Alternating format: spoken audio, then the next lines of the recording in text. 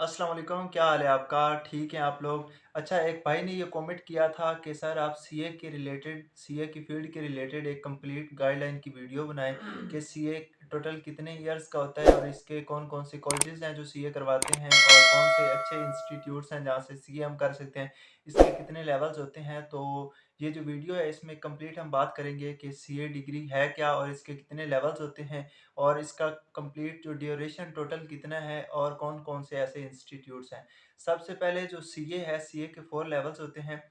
पहला लेवल आपका होता है पीआरसी और इसके 5 पेपर्स होते हैं आपके पास, तो ये कंप्यूटर बेस होता है, ये एमसीक्यूज़ टेस्ट होता है इसका, तो ये 5 पेपर्स होते हैं पहले लेवल में। नेक्स्ट लेवल होता है आपका Kaif, certified in accounting and finance, तो उसमें आपके 8 पेपर्स होते हैं, उसके 2 पार्ट होते हैं, एक ए पार्ट होता है और एक बी पार्ट होता है।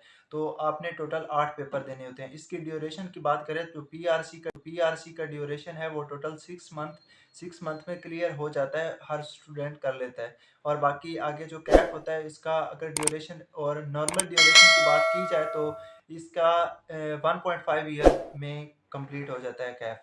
और उसके बाद आपका आर्टिकलशिप स्टार्ट हो जाती है। आर्टिकलशिप्स आपने आर्टिकल्स करने होते हैं 3.5 ईयर्स में। आपने कंप्लीट करनी होती हैं। इसके लिए फ़ार्म्स होती हैं, फ़ार्म में भी आप आर्टिकल्स कर सकते हैं और आप इंडस्ट्रीज़ में भी आर्टिकल्स कर सकते हैं। तो आपका नेक्स्ट जो थर्ड लेवल होता है वो होता है सीफैप और सीफैप के बाद आपका जो फोर्थ लेवल होता है वो होता है एमएसए। तो सीफैप में आपने 6 पेपर्स देने होते हैं और आगे एमएसए के आपके पास 2 पेपर्स होते हैं। ये तो आपको सीए के रिलेटेड जो सारे आपको पेपर्स हैं टोटल और जितने इसके लेवल हैं इसकी बात हो गई। आगे हम बात करते हैं कि कौन-कौन से ऐसे इंस्टीट्यूट हैं पाकिस्तान में जो सीए करवाते हैं और कहाँ से सीए करना चाहिए। तो सीए जो लाहौर में जो कॉलेजेस हैं उनकी बात करते हैं तो सबसे पहले बात करते हैं स्कैंस कॉलेज है, उसके बाद पैक आता है, क्रीसेंट कॉलेज है, राइस कॉलेज है, सीएफई कॉलेज है और आईक्यू स्कूल ऑफ फाइनेंस है। तो ये बहुत अच्छे इंस्टीट्यूट हैं जो सीए करवाते हैं। तो रिकमेंड भी अगर किया जाए तो स्कैंस, पैक और राइस ये रिकमेंडेड कॉलेजेस हैं और क्रीसेंट कॉलेज। तो इसमें जो सबसे पहले आपने देखना है कि उस कॉलेज में आपने एडमिशन लेना है जहाँ पे सीए क्वालिफाइड स्टाफ आपको पढ़ा रहा हो। तो ये एक गाइडलाइन है आप लोगों के लिए जो सीए में एडमिशन लेना चाहता है।